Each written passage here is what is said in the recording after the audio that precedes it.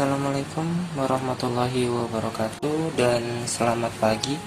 Hari ini kita akan membahas materi mengenai unsur cerita. Jadi unsur cerita adalah hal-hal yang berpengaruh di dalam sebuah cerita. Jadi unsur cerita ada dua, yang pertama unsur intrinsik, yang kedua unsur ekstrinsik. Unsur cerita intrinsik adalah unsur yang berpengaruh di dalam atau dari dalam sebuah cerita. Sedangkan unsur yang berpengaruh dari luar sebuah cerita disebut unsur ekstrinsik.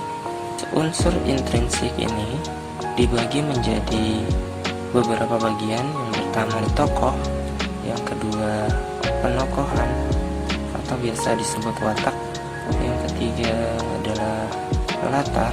Nah, latar di sini ada 3 bagian. Di sini yang pertama adalah latar waktu, latar tempat, dan ada latar suasana. Unsur intrinsik selanjutnya adalah alur. Nah, alur juga dibagi menjadi 3. Ada alur maju, ada alur mundur, dan alur campuran. Unsur intrinsik yang selanjutnya itu ada amanat. Kita lanjutkan di unsur ekstrinsiknya. Nah, unsur ekstrinsik ini adalah unsur yang berpengaruh dari luar sebuah cerita. Pertama adalah biografi penulis, yang kedua cara pandang penulis, yang ketiga kondisi sosial atau budaya saat cerita dibuat. Nah, ini adalah unsur-unsur yang ada atau yang berpengaruh dalam cerita, dari sebuah cerita. Mungkin kita langsung masuk ke contoh biar lebih paham. Kita mengambil sebuah contoh Upin dan Ipin. Yang pertama tokoh.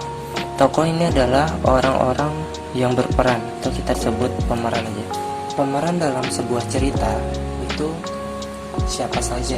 Contoh di Upin Ipin, tokohnya itu ada Upin, Ipin, ada Kak Ros, ada Opa, ada Ihsan, Mail, Jarjit, dan lain sebagainya. Itu yang disebut tokoh atau pemeran.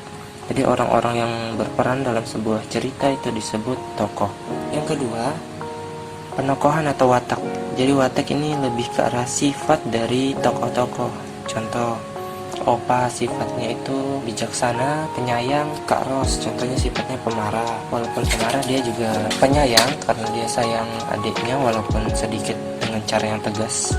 Ihsan mungkin ada sifat buruknya, sombong, dia suka pamer barang-barang mahalnya. Nah, itu disebut penokohan. Jadi penokohan itu lebih ke arah sifat. Nah, kalau latar tergantung dari cerita atau episode cerita dari Upin Ipin. Contohnya diceritakan sedang main bola, itu waktunya biasanya sore, tempatnya di lapangan, suasananya karena lagi main berarti suasana menyenangkan. Nah, ini untuk latar, jadi waktu, tempat, dan suasana. Alurnya, untuk alur, misalnya dia tidak mengulas masa lalu, itu sudah pasti alurnya adalah alur maju yang digunakan. Kalau dia mengingat masa lalu, itu alur mundur.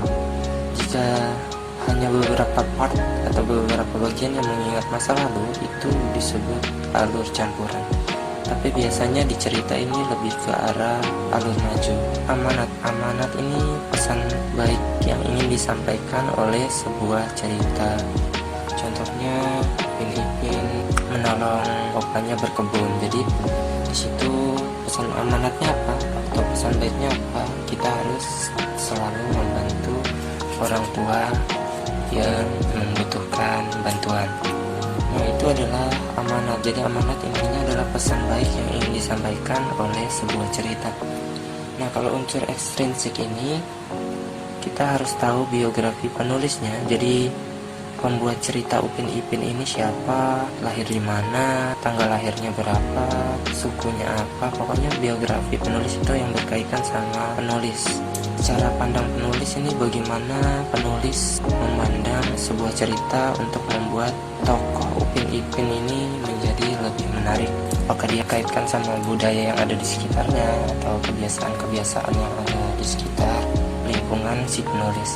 Kondisi sosial budaya saat cerita dibuat, contohnya saat lagi Ramadan, pasti cerita Upin Ipin ini berkaitan sama puasa, sahur, berbuka, sholat tarawih, dan lain sebagainya. Jadi cerita itu bisa dibuat berdasarkan kondisi yang sedang terjadi saat itu. Nah, itu penjelasan sedikit mengenai unsur cerita. Kurang lebihnya mohon maaf. Bapak akhiri, selamat pagi dan assalamualaikum warahmatullahi wabarakatuh.